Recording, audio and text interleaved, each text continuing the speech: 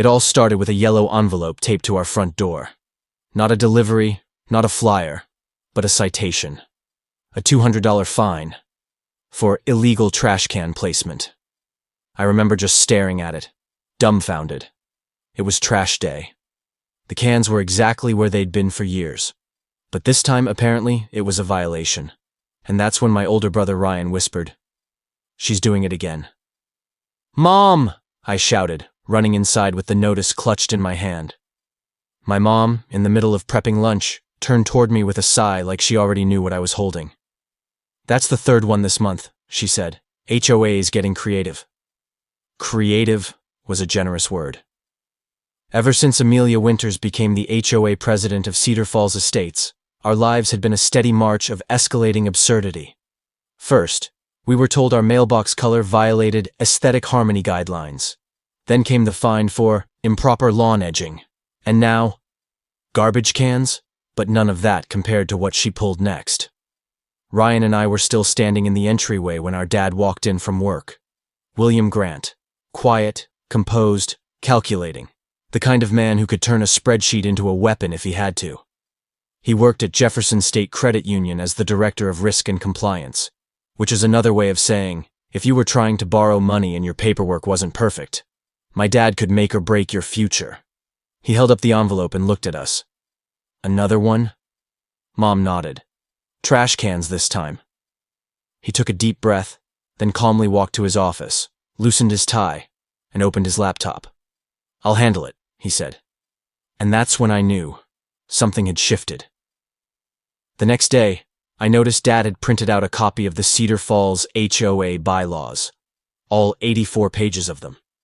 He was highlighting sections, circling terms. Legalese that made my eyes glaze over seemed to ignite something in him. "Ryan," he said later that night, "do you remember when Mrs. Parker got that violation last summer?" Ryan nodded. "For the wind chimes?" "No," Dad said. "Before that, the deck. She replaced 2 boards and didn't get it pre-approved. She got fined $500.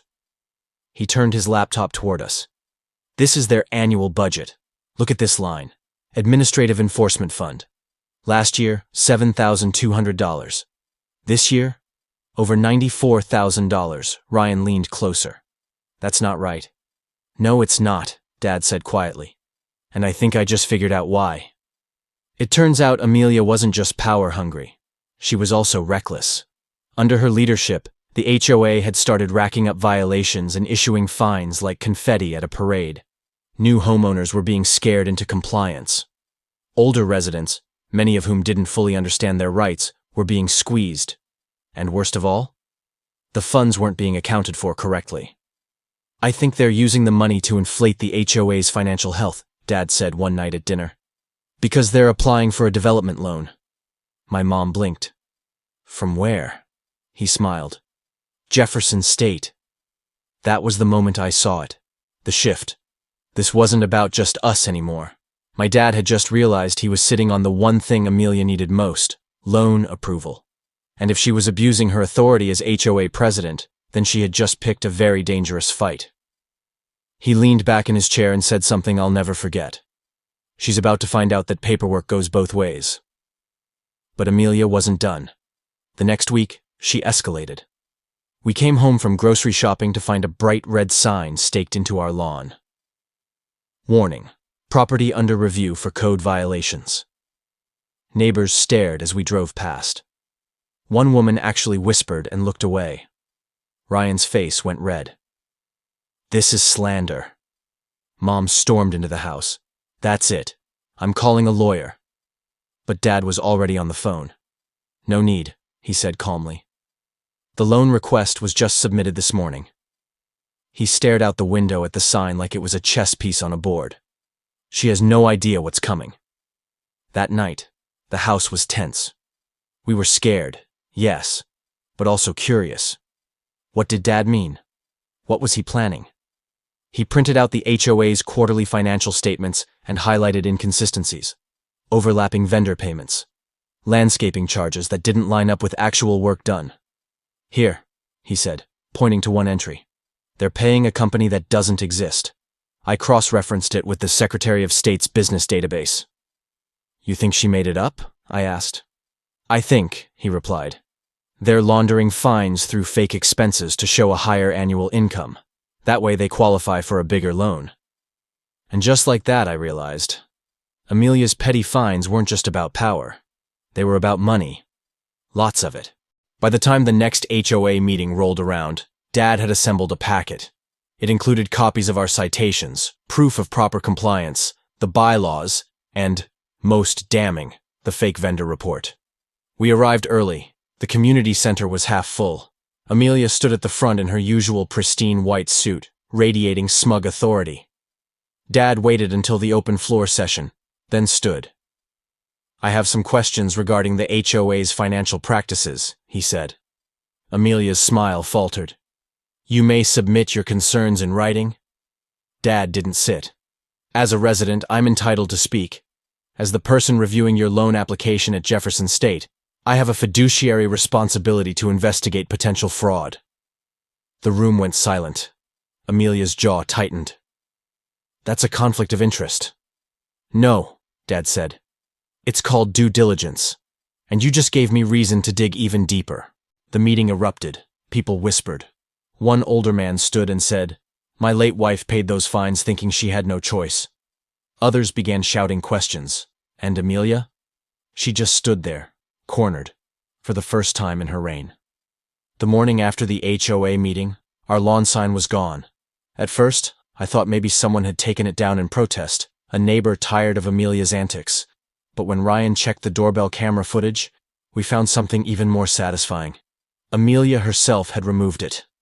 There she was, at 6:12 a.m., still in her satin robe and house slippers, storming across the street with a look of pure panic.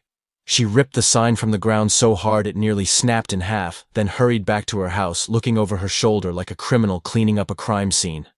She knows, Ryan said, smirking. Yeah, Dad added, sipping his coffee. She knows she pushed the wrong person. By that afternoon, whispers were spreading through the neighborhood like wildfire. Mr. Thompson down the street stopped Mom during her walk and asked, Is it true your husband's auditing the HOA finances? Mom just smiled and said, He's doing his job. But not everyone was thrilled. That night, while we were watching TV, there was a loud thud against our front door. Ryan opened it and found a dead potted plant, shattered on the porch. A sticky note was taped to the broken pot. Snitches ruin neighborhoods. Mom called the non-emergency police line. Officer Davison came by, took a report, and shook his head. You're not the first ones, he said. This HOA has a reputation. We've had complaints before, but nothing stuck. Dad handed him a flash drive with our security footage. Maybe this will help. He nodded. Keep recording everything. And we did. The next day, Dad submitted a formal request to the HOA for the last 24 months of financial records. Under state law, they were required to provide them within 30 days. Amelia, of course, responded with a lawyered-up letter that tried to stall. Due to unforeseen administrative delays, full records will be provided in 90 days. Dad fired back with a certified letter and a copy sent to the county attorney. She had no idea how fast he was building a case. Meanwhile, Ryan and I started documenting everything.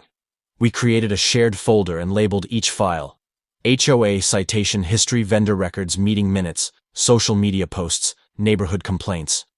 It was like piecing together a crime scene, and every day brought something new.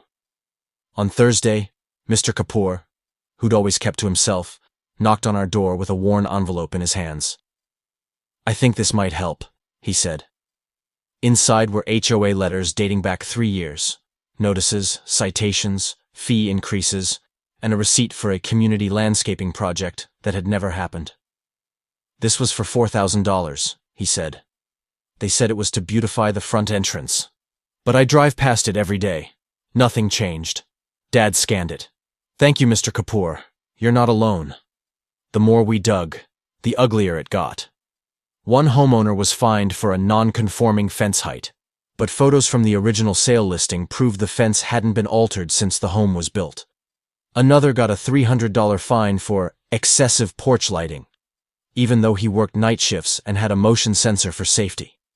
Everything Amelia had done, she claimed, was for property values. But all she'd really done was build a fortress of fear. 3:40 Friday morning, Dad received an email from the loan committee at Jefferson State. The subject line? Flagged irregularities, Cedar Falls HOA application. I watched as his eyes scanned the email. His jaw clenched. They lied, he said, on their income statement. He pulled up the HOA's tax documents and compared them side by side with the loan application. They claimed $180,000 in annual income. Their records show $112,000. Is that illegal? I asked. Dad looked at me. It's fraud. That night, Amelia retaliated. Again. A new violation appeared in our mailbox. Section 4.9, excessive weed presence. Fine. $150. It had rained the night before. There was one sprout by the mailbox. Mom stared at the slip in disbelief. She's unhinged. Ryan walked into the garage and came back with a small sign he stuck in our yard. Amelia, find this weed. Donations accepted. By morning, someone had added a plastic gnome holding a dollar bill next to it. But we weren't laughing for long. On Sunday, Dad's car tires were slashed. All 4 of them. No note this time. No warning. Just a quiet message. You're getting too close. Officer Davison came back, this time with backup. Still no cameras on the street, he said. But I'll file the report. You should know, though, this is bigger than just your block. We've had 3 other families report intimidation this week. Dad looked at him. How long has this been going on? Too long, he said. But maybe now someone's finally doing something about it. The next HOA meeting was set for the following Thursday. This time, Dad wasn't just bringing documents, he was bringing half the neighborhood. Mr. Kapoor, Mrs. Sandoval, the Patel family, even the shy college couple from down the street who'd received a noise complaint for hosting a study group. They were tired. Tired of being fined, threatened, silenced. And now, they were ready to speak. That night, as we prepped documents for the meeting, I asked Dad a question. Do you think she'll stop? He shook his head. Not until she's exposed. People like Amelia don't back down. They double down. Then he looked at me with that same calm fire I'd seen the night this started. But we're ready now. And as we printed the final document, the full report on the HOA's fake vendor, forged expenses, and financial manipulation, I realized this wasn't just about a lawn sign or a parking ticket anymore. This was war. And my dad? He had just gone from quiet homeowner to general. Thursday evening arrived, and for the first time in years, the HOA meeting room was standing room only. I counted at least 60 people. Neighbors who normally avoided any kind of drama were now packed shoulder to shoulder, arms crossed, faces tense. You could feel it in the air. Something was about to change. And right in the center of it all stood Amelia Turner, still clinging to her throne like a queen about to be overthrown. She entered like nothing was wrong. Hair perfectly styled, blazer sharp as ever, clutching her stack of folders as if they were armor. But she wasn't smiling. Her eyes darted across the crowd like she was trying to calculate who was loyal and who had flipped. Dad sat in the second row, calm, composed, a thick binder resting on his lap. He didn't look at her once. Amelia slammed the gavel like it owed her money. I call this meeting of the Cedar Falls Homeowners Association to order, she said, voice tight. She launched into her usual announcements. Upcoming landscaping plans, a reminder about trash bin storage, a friendly congratulations to the Johnsons on their new baby. But no one cared. All anyone wanted was what came next. Item number 6 on the agenda. Next, she said, glancing at her notes. A request for financial clarification submitted by Mr. Daniel Brooks. Dad stood up slowly, like this wasn't just a conversation. It was testimony. Thank you, he said. As many of you know, I work in finance. When I recently reviewed the HOA's financial records, I found several discrepancies between the income reported in our community statements and the income submitted to Jefferson State Bank in the loan application. The room shifted. Murmurs began. Objection, Amelia snapped. This is not relevant to tonight's. It is relevant, came a voice from the back. Mr. Kapoor. We deserve to know where our money is going. Amelia clenched her jaw. Mr. Brooks, your family has received multiple violations in recent weeks. You may be attempting to discredit this board for personal reasons. Dad nodded. That's true. We've received 5 violations in 8 days. Most of them for things like grass height and garden decor. But I have no interest in discrediting anything. I'm just interested in the truth. He opened his binder and handed a copy of the report to the secretary. Page 3 shows a landscaping contract worth $12,000. The vendor listed doesn't exist in the state registry. Page 5 contains an equipment reimbursement, $3,200, signed by a board member who, coincidentally, is Amelia Turner's cousin. Gasps. Actual gasps, Amelia stood. These are false accusations. Anyone can misread financial documents. Mrs. Sandoval raised her hand. Then show us the receipts, the proof. Where's the money going? More voices joined in. Why are fines being issued for things we were never cited for before? Why is my HOA bill higher this year with no explanation? Why is your husband's company listed as a contractor? Amelia slammed her palm down on the table. This is a witch hunt. That's when Dad took a deep breath and dropped the final bomb. I spoke with Jefferson State Bank this week, he said. As of now, your loan application has been frozen. The bank's compliance office is launching a formal audit of Cedar Falls HOA. The room erupted, people shouting, some clapping, others just stunned into silence. Amelia didn't speak. For once, she had no words. She just sat down, shaking slightly, staring at the gavel like it might save her. The vice president, a soft-spoken man named Greg Whitman, slowly stood up. You could tell he hadn't planned to say anything tonight, but he cleared his throat. I've been on this board for 2 years, he said, and I trusted Amelia. But I wasn't shown any of these numbers. I was told the books were clean. He turned to Amelia. Were they? She didn't answer. Greg turned back to the crowd. I move for a motion to suspend the president's authority pending an independent review. Hands shot up like popcorn. Mine included. And just like that, the room voted, 48-3 in favor. The Queen had been dethroned. But the real unraveling hadn't even begun. That night, the Reynolds family became a lightning rod. Some people treated us like heroes, bringing over food, offering help, saying they knew something was off all along. But others weren't so happy. On Saturday morning, our driveway had the words, Rat Family, spray-painted in red. The police came again. Another report filed. Another piece of evidence added to our folder. But Dad didn't flinch. People like Amelia don't go down quietly, he said, washing the paint off our mailbox. She's going to try and turn this around. She did. On Monday, a letter arrived at every house in Cedar Falls.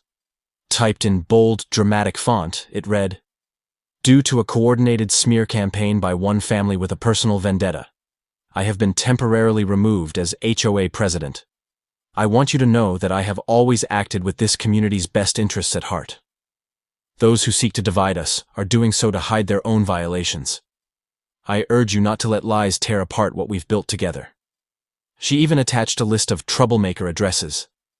We were number 1. The backlash came fast. Mrs. Langston from 2 streets over messaged Mom on Facebook saying, Shame on you for trying to destroy our community. Ryan got an anonymous text calling him a rich boy snitch. And I found a dead squirrel in our mailbox. It felt like the calm before the storm had passed. And now, the storm had teeth. But we weren't backing down. Dad had already submitted the full audit package to the bank's fraud department. And quietly, behind the scenes, something even bigger was happening. Because Amelia didn't just run our HOA. She was listed as treasurer on 2 other neighborhood boards in the county. And the web of shady finances? It was starting to look a lot more like a criminal case. By the following week, Cedar Falls no longer felt like a peaceful suburb. The air felt heavier. People whispered at mailboxes. Sidewalk conversations ended the moment we walked past. And for the first time in my life, I noticed which houses had their curtains closed, and which ones had Amelia's security cameras pointing out at the street. The neighborhood wasn't just divided, it was splintering. Dad came home from the bank Monday evening with tired eyes and a folder tucked under his arm. "They found more," he said, placing it on the table. 3 other neighborhoods, all managed by the same company Amelia partnered with when she took over. He flipped the folder open. In all 3, massive fines, inflated service charges, unexplained expenses, always after she or her cousin joined the board. Mom leaned over the documents, her voice quiet. "It's bigger than just this street." Tuesday morning, Amelia made her next move. A glossy flyer was slid into every mailbox.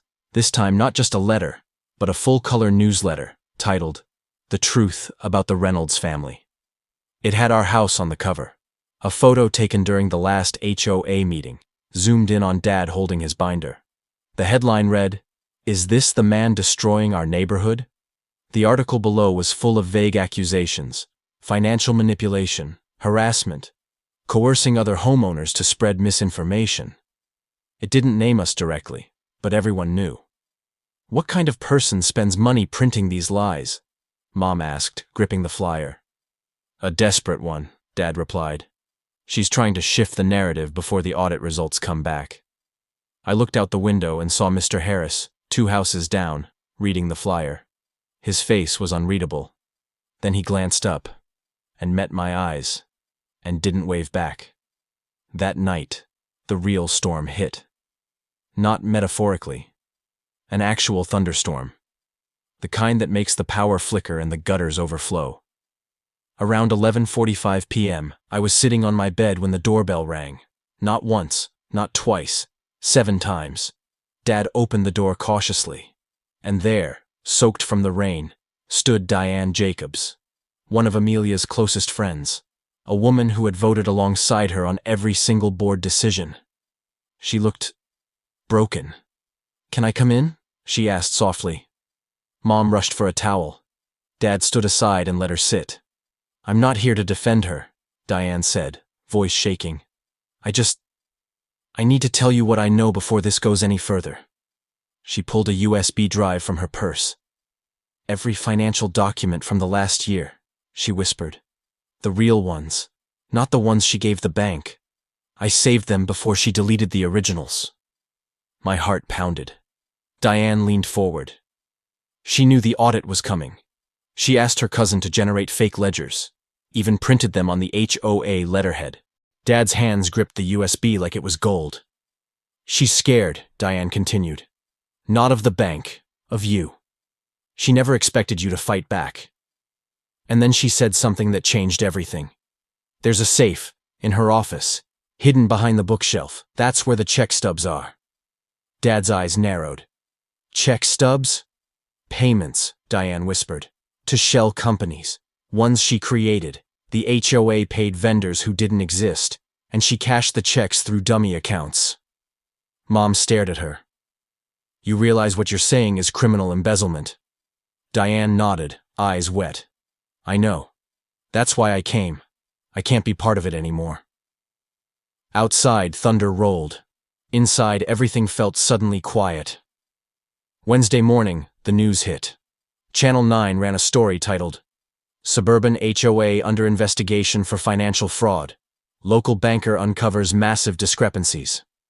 The video showed blurry footage from the last board meeting. You could hear Dad's voice in the background, calm, composed, outlining the discrepancies. The story mentioned a pending bank investigation, mounting evidence, and growing unrest among residents. That afternoon, 2 more board members resigned. And Amelia, she snapped. By Thursday, she filed a formal complaint, not with the HOA, but with Dad's employer. She accused him of violating ethical standards, claiming he used insider knowledge to sabotage a legitimate loan application. He was called into an emergency review panel, 3 hours behind closed doors. We waited at home, barely speaking. When he returned, he was pale, but calm. They cleared me, he said. And now the bank is bringing in federal auditors. Mom hugged him tightly. But I saw the truth in his eyes. This wasn't over. Friday morning, someone dumped a bag of nails across our driveway. Our tires were shredded. The police came again, wrote another report. But we all knew nothing would come of it. Karen's influence ran deep. Not legally, but psychologically. She had spent months building fear. People still thought she could destroy them. That night, Dad spoke to the neighborhood again. He called for a backyard gathering.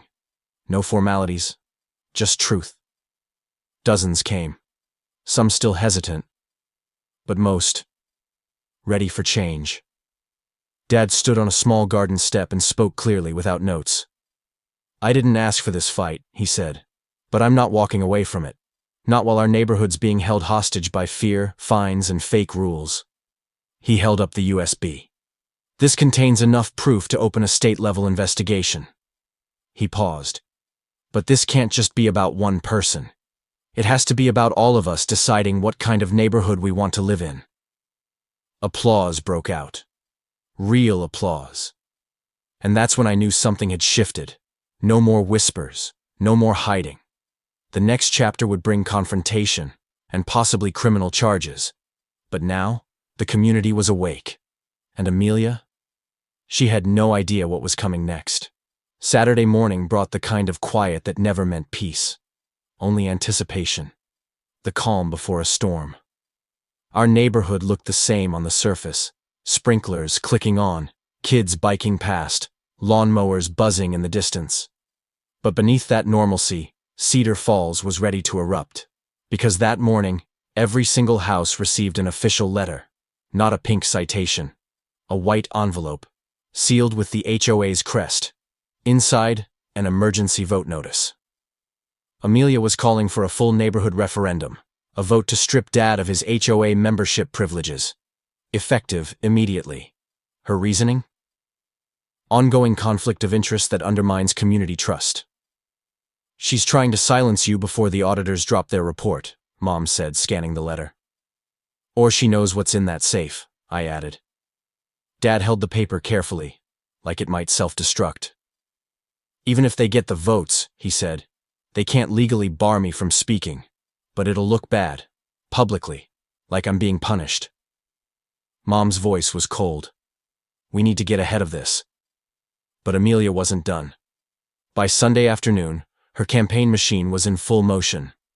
Her allies went door to door, passing out glossy pamphlets, not just attacking Dad, but rebranding herself as the hero of Cedar Falls.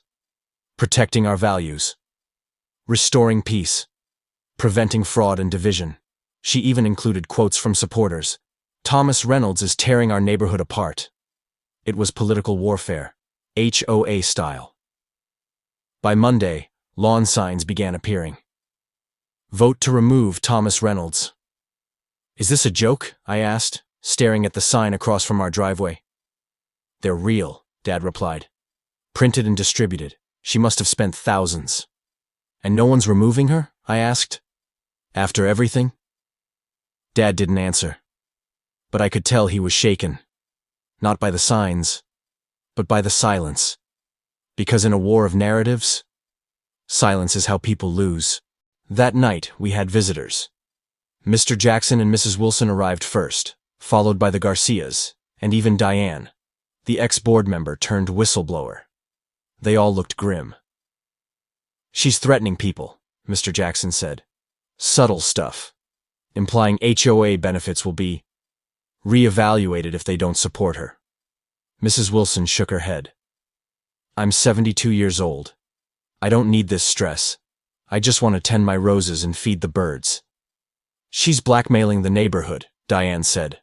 And the worst part is, it's working. But that night, something changed. At 11:42 p.m., Dad got a call from a blocked number. He stepped outside to take it. 10 minutes later, he came back inside, holding a folded piece of paper someone had slipped into his car windshield. It was a hand-drawn map, with an X marked behind Amelia's house. Tuesday, at sunrise, Dad and I walked the edge of the greenbelt behind the Matthews property. Carefully, Quietly, we followed the sketch through a patch of overgrown shrubs until we found it. A half-buried PVC pipe sticking out of the soil. Dad knelt down, pulled it open. Inside, a sealed fireproof envelope. Heavy. He pulled it out. Inside, check stubs. Dozens. All signed by Amelia, all paid to companies that didn't exist, and one in particular, caught Dad's attention. Cedar Financial Consultants LLC, he read aloud. That's the name she used on the loan application. But that company isn't real, I said. Dad nodded slowly. Which means this is fraud. We drove straight to the bank. By noon, a compliance officer had verified the information and launched a formal escalation. That afternoon, federal auditors arrived in town. The next HOA meeting was set for Thursday. The vote against Dad would be the first item. But now, we had a different plan. Wednesday night, Dad called for one final gathering. Not at our home, but at the community center. No agenda, just neighbors. A last chance to speak freely before the vote. We didn't expect many people to come. But by 7 p.m., the parking lot was full. People stood in the back. Kids sat cross-legged on the floor. Mr. Lopez, the retired judge, brought his own gavel, just in case. Dad stood before them. He didn't yell. He didn't accuse. He just told the story. From the first fine on our windshield, to the threats, the fake documents, the map, and finally, the check stubs. He passed them around. Real evidence, real fraud. Then he looked around the room. You don't have to vote for me, or against Amelia, he said. But please, vote for truth. The room stood still, and then, applause, louder than ever before. But the next day, everything nearly unraveled. As the HOA meeting was about to begin, 2 black SUVs pulled into the parking lot. Out stepped 2 federal agents, and a local sheriff. They walked straight to the front of the room. The lead agent held up a folder. Amelia Matthews, he announced. You are under investigation for wire fraud, financial misrepresentation, and obstruction. Gasps erupted. Amelia stood frozen. I suggest you step outside with us, the agent said. She glanced at the crowd, her neighbors, her allies, her enemies. No one moved to help her. She walked out slowly. No words, no fight, just silence. That night, Cedar Falls exhaled. The vote was canceled. The board resigned. And Dad? He sat quietly at our kitchen table, reading a letter. A thank you letter from the new interim HOA president. It ended with a single line. Because of you, we remembered what community is supposed to mean. The day after Amelia was escorted out by federal agents, the air in Cedar Falls felt lighter. No lawn signs, no hushed conversations, no surprise citations fluttering under windshield wipers. Just the kind of silence that meant peace. Real peace. Our front porch, once a battlefield of HOA warnings and veiled threats, now held a simple white envelope. Inside was a handwritten note. To the Reynolds family. Thank you for standing when others stayed silent. You didn't just protect your rights. You gave us back our community. The residents of Cedar Falls. It wasn't signed by one person. It was signed by 47. That morning, neighbors stopped by one after another. Mrs. Wilson brought cinnamon rolls. Mr. Jackson offered to repaint our fence. No HOA approval required. Even Diane came by with a tentative smile and a simple gift, a tiny bird feeder for Mom. I think this one's regulation height, she joked. We laughed for the first time in weeks. Later that afternoon, the interim HOA board met at the community center. Dad didn't attend. He'd already submitted his resignation from HOA involvement, a graceful exit. He didn't need a title anymore. His work was done. Mr. Lopez, now acting president, sent a short message. Your integrity reminded us what leadership should look like. Thank you for showing us the way.